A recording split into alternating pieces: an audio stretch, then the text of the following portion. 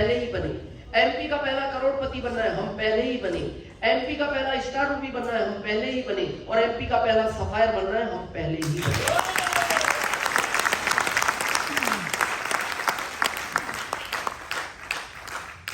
जब सरोज ने कहा कि यूपी से हम हैं, बहुत लोग आज नए होंगे तो शॉर्ट में हम परिचय कर लें।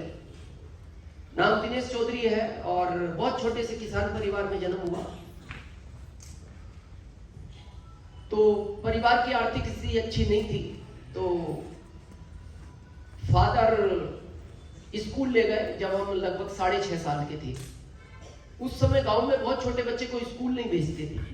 आजकल तो थोड़ी फैशन चेंज हो गई है ना, 5 साल 4 साल 3 साल 2 साल में प्ले स्कूल में डाल देते हैं। मेरा ऐसा मानना है बहुत छोटे बच्चे को स्कूल नहीं भेजना चाहिए, उसका मानसिक और शारीरिक ग्रोथ रुकता है। जब मेरा पोता 5 साल का हो गया तब मैंने उसका एडमिशन होने दिया। हालांकि उसके माता पिता नाराज हुए मेरे से कि आपका टाइम अलग था, आपके टाइम पे पढ़ाई की चाहिए थी, आज पढ़ाई बहुत जरूरी है, आप समझते नहीं। तो मैंने उनको एक ही लाइन कही, बगैर पढ़ाई के काम चल रहा है कि नहीं?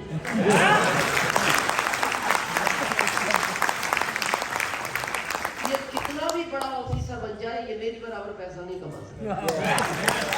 कमाई नहीं हो सकता है ये 50,000 पे 1 लाख पे लगे। अगर ये 1 लाख सैलरी पे भी लगा तो 1 लाख तो मैं इंडिया गवर्नमेंट को हर महीने टैक्स भरता हूँ। वो ताकत है इस कॉन्सेप्ट। वो जो भी रहा, तो मैं लगभग 6.5 साल का था, मेरे पिता मेरे को स्कूल ले गए। और उस समय स्कूल में एडमिशन नहीं होते थे, बच्चे को भर्ती कराया जाता था। हाँ, भर्ती कराया जाता। और उस समय स्कूल में प्रिंसिपल नहीं, हेडमास्टर हुआ करते थे। तो मेरे फादर ने कहा, मेरे फादर को राजनीति का शौक था, वो उस समय गांव के प्रधान हुआ करते थे। तो मेरे फादर ने कहा इस बच्चे को पढ़ाओ, और ये पढ़ने में ठीक हो तो इसको हर साल क्लास चेंज कराना, और पढ़ने में कमजोर लगे तो आप इसको एक ही क्लास में 2 साल रख के फिर क्लास में दिया। तो उन हेडमास्टर साहब ने मेरे को 10वीं तक 18 साल पढ़ाया। अब जो भी बात उनको हो सकता है पिताजी की अच्छी लगी। 18 साल के बाद मेरे पिता को बुलाया गया प्रिंसिपल साहब के द्वारा, हेडमास्टर साहब ने, और मेरे फादर को बुला के कहा, या तो आप इस बच्चे को इस स्कूल से ले जाओ, या फिर ये स्कूल हम यहां से ले जाओ।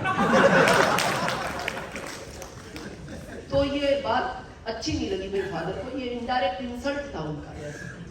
मेरे फादर ने कहा नहीं, आपको स्कूल ले जाने की जरूरत नहीं है, मैं इस बच्चे को ले जा रहा हूँ। और उन्होंने कहा कि तुम्हारे भाग्य में भी खेती लिखी है। और जैसा सरोज ने कहा कि मैं उस समय बहुत वीक था, खेती के लिए मजबूत आदमी चाहिए, थोड़ा हेल्थ अच्छी होनी चाहिए। अभी तो मैं न्यूट्रिशन खा के थोड़ा ठीक हो गया। उसके बाद हम एमपी आ गए। एमपी में आके मैं एमपी गवर्नमेंट को इसलिए थैंक्स देता हूँ, वो 10वीं फेल वालों का ध्यान रखती है। उन्होंने मेरे को जॉब दिया 2075 रुपए में। मैं उस जॉब को कर ही रहा था। एक दिन जब मैं अपने ऑफिस पहुंचता हूं तो मेरे बॉस जो थे, यानी मेरे सीनियर, उनको कोई आरसीएम का प्लान दिखा रहा था। जब वो प्लान दिखा के गया तो मैंने मेरे बॉस को पूछा, सर ये क्या है? तो उनका जवाब सुनना। उन्होंने कहा, दिनेश ये उन लोगों का काम है जिनमें अकल नहीं होती। ये पहला लाइन था।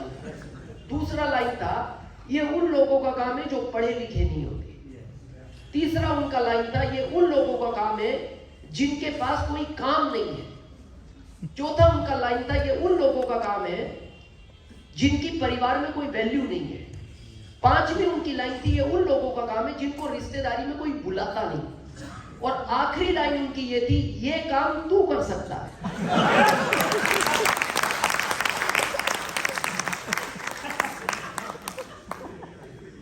आप समझ मतलब उनको जो भी मेरी इंसल्ट करनी थी, वो आखिरी लाइन में उन्होंने इनडायरेक्ट कर दी कि ये सारे गुण तेरे में पाए जाते हैं।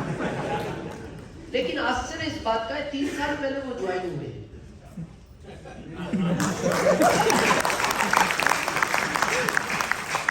और अभी रॉयल्टी अच्छी पर है। तो जब वो ज्वाइन हुए तो मैंने उनको कहा, मैंने कहा सर वो लाइनें याद करो ना जो आपने 5 मेरे को सुनाई थी। उनका जवाब सुना। आज जो लोग कई बहाने बनाते हैं कि ये काम अच्छा नहीं है, वो शायद उन्होंने वही चीज कही ना मेरे को इनडायरेक्ट, वो ज्वाइन हुए तो उन्होंने मेरे को एक बहुत बड़ी बात कही, वो बात मैं आज आपको कहना चाहता हूँ। उन्होंने कहा दिनेश, वो शायद मेरी जिंदगी की सबसे बड़ी गलती थी, अगर मैं वो बात तेरे को नहीं कहता तो मैं जॉब में तेरा बॉस था, उस बात की वजह से आरसीएम में आज तू मेरा बॉस है। अगर मैं वो बात नहीं कहता तो मैं आरसीएम में भी तेरा बॉस ही होता। और ये तकलीफ उनको आज होती है, और ये तकलीफ जिंदगी भर रहेगी, जिंदगी भर रहेगी, क्योंकि उनके मेरे बीच में ये 17 साल का गैप है। 17। तो मेरा आपसे निवेदन है, आप ये गैप कभी मत करना। आ ही गए हो तो आ जाओ, और आ जाओ तो फिर जाना नहीं। ये सिस्टम एक ही बात बोलता है कि बस आ जाओ, तो इसके अंदर डटे रहो। कब कहां क्या चेंज होगा आज हम देखेंगे, कुछ कह नहीं सकते।